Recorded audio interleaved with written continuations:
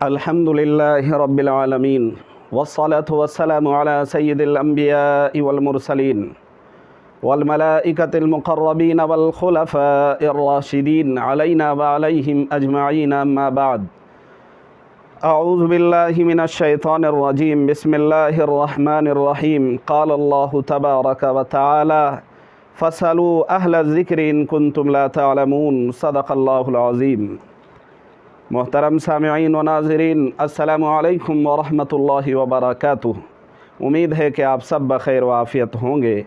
अल्लाह तबारक व तआला आप लोगों को हमेशा खुश रखे और दोनों जहान की सआदतों से माला माल करे।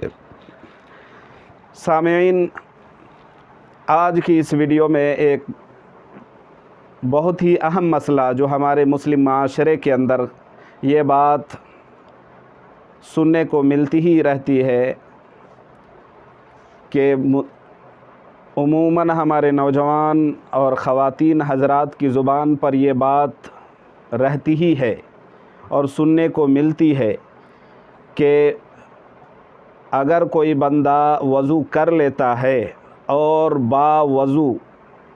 वज़ू करने के बाद अगर किसी को गाली देता है तो कहते हैं कि इससे वज़ू टूट जाता है।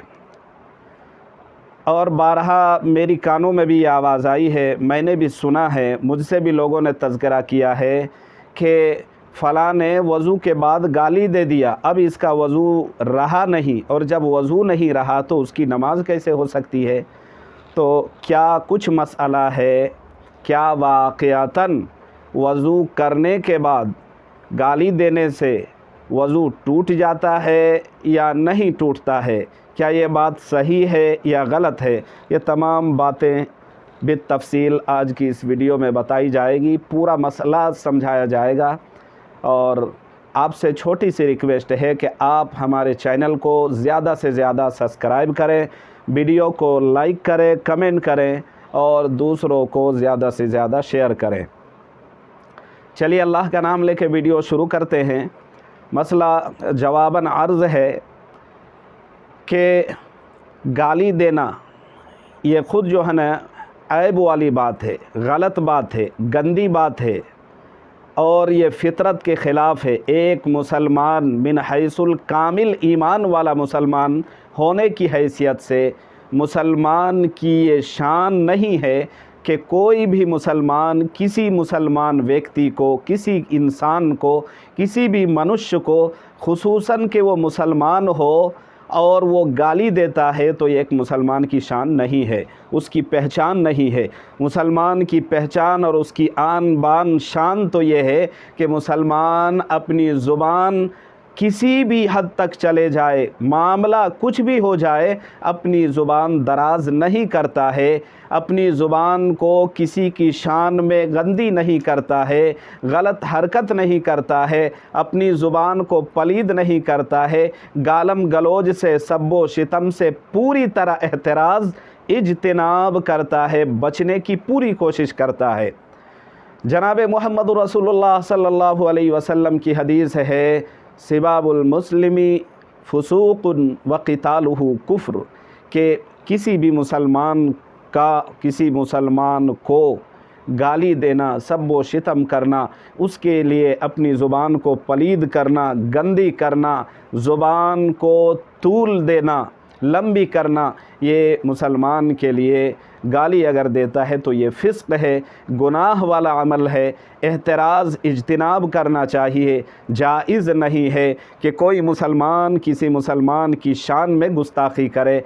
एहतराज़ करना चाहिए और ख़ुसूसन प्यारे नबी अलैहिस्सलातु व तस्लीम की इस हदीस के तनाजुर में अगर सोचा जाए, देखा जाए तो मुसलमान के लिए गाली देना क़तई दुरुस्त नहीं है। अब सवाल ये है कि क्या वाक़यातन जिनका नज़रिया, जिनका ख़याल, जिनका ये अक़ीदा है, जिनकी जहन दिलो दिमाग के अंदर ये बात बैठी हुई है, ये मसला उन्होंने घड़ रखा है और यकीन करके बैठ गया है कि वज़ू कर लेने के बाद अगर कोई गाली दे देता है तो उसके गाली देने की वजह से उसका किया हुआ वज़ू टूट जाता है, तो सामीन व नाज़रीन, आप ये जान लें कि नावाक़िज़े वज़ू को तोड़ने वाली चीज़ें जो है ना 8 है। उन 8 में से कहीं भी गाली देने का तज़किरा में नहीं आता है। उस लिस्ट में गाली देने से वज़ू टूट जाता है, उस लिस्ट में इसका नाम नहीं है। याद रहे, गाली देने से वज़ू बिल्कुल नहीं टूटता है। जिनका ख़याल और गुमान है कि गाली देने से वज़ू टूट जाता है, उनकी ये सोच बातिल है, नज़रिया गलत है, ख़याल गलत है, उन्होंने गलत बात अपनी जहन में बिठा रखी है। लिहाजा आप इस बात को आम करें, हमारी वीडियो को दूसरे तक पहुंचाएं, फैलाएं, सबको बताएं कि वज़ू करने के बाद वज़ू किया हुआ वज़ू गाली देने की वजह से टूटता नहीं है।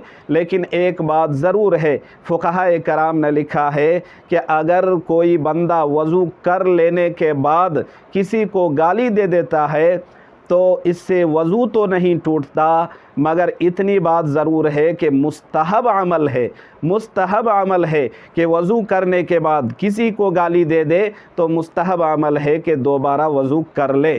लेकिन अगर वज़ू करने के बाद कोई किसी को गाली दे देता है तो गाली देने के बाद वो जो पहले वो वज़ू किया हुआ था, वह वज़ू था, उस वज़ू से अगर गाली देने के बाद भी नमाज़ पढ़ता है और कोई इबादत करता है, कुरान करीम की तिलावत करता है, तो नमाज भी सही हो जाएगी, कुरान की तिलावत भी सही, कुरान का पढ़ना भी सही और तमाम इबादतें सही होंगी उस वज़ू से, और उसको उन इबादतों का सवाब भी मिलेगा। तो उम्मीद है कि पूरी बात आपको समझ में आ गई होगी। अल्लाह तबारक व तआला हम सब को समझने के बाद अमल करने की तौफ़ीक़ अता फ़रमाए। व आखिर दावाना अनिल हम्दुलिल्लाहि रब्बिल आलमीन।